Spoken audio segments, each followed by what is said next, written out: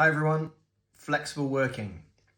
As part of us breaking down some of the proposals in the new Employment Rights Bill, certainly one of the most underwhelming proposals in the bill, especially given all that the government were talking about in terms of making flexible working the default for people. And I think really they haven't changed a lot.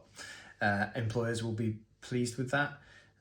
Some employees won't be pleased with that, but certainly our employer clients, it's not causing them any concern at all, I don't think. The main change is around the explanation for rejecting a request. The request can still be rejected on the 8 business grounds that are set out in the legislation. That stays the same. And where previously you would have had to follow a reasonable process, essentially, in terms of considering the request. Now the provision would be, or if the provision comes into force in the new bill, that you are explaining to the employee why it's reasonable for you to reject that request.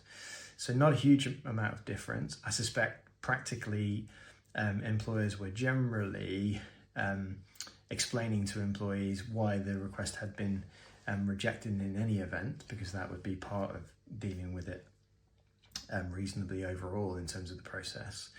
So yeah, surprising, I think.